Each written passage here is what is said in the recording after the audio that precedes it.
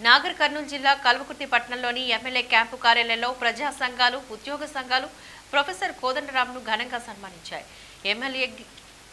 ఎమ్మెల్సీగా ఎన్నికై తొలిసారిగా కల్వకుర్తి పట్టణానికి వచ్చిన కోదండరాంకు వివిధ సంఘాల నాయకులు ఘన స్వాగతం పలికి సత్కరించారు. ఈ సందర్భంగా ప్రొఫెసర్ కోదండరాం మాట్లాడారు. విధ్వంసమైన తెలంగాణను పునర్నిర్మించడానికి ఉద్యోగస్తులు తమ అనుభవాలు, ఆలోచనలు, సూచనలు ప్రభుత్వానికి ఇవ్వాలని వారు కోరుతున్నారు. అనంతరం ఉద్యోగస్తులు, ప్రజా సంఘాల నాయకులు వివిధ సమస్యల గురించి కోదండరాంకు వినతి పత్రాన్ని అందజేశారు. వాటిపైన ప్రొఫెసర్ కోదండరాం స్పందిస్తూ త్వరలోనే ఈ సమస్యను ప్రభుత్వం దృష్టికి తీసుకువెళ్లి పరిష్కారం చేయడానికి కృషి చేస్తానంటూ హామీ ఆలోచనతో వాళ్ళందరినీ కూడా గద్దె దింపాలని నిర్ణయించుకోవడం జరిగింది. అది జరిగినటువంటి ఒక వాస్తవం. ఇలా గద్దె దిగిన తర్వాత ఇంత ప్రశాంతంగా బతుకుతున్నాం అనేది మన అందరిలో ఒక అభిప్రాయం.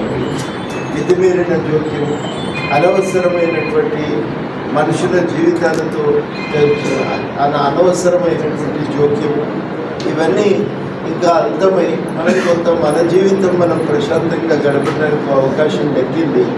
ఒక భారం మన నెత్తి నుంచి దిగిపోయింది అనేది ఇలా ప్రజల్లో వచ్చినటువంటి అభిప్రాయం.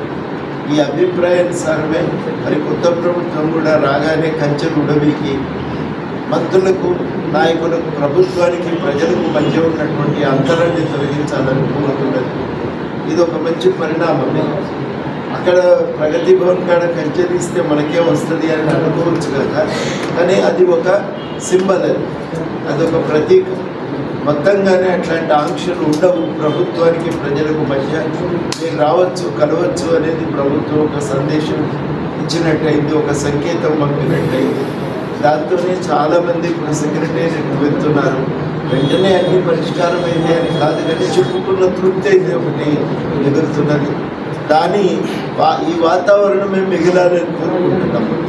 మళ్ళీ తెలంగాణ నిర్బంధ పూరితమైనటువంటి వాతావరణంలో ప్రతి వ్యవస్థను కూడా వాళ్ళు నాశనం చేస్తారు.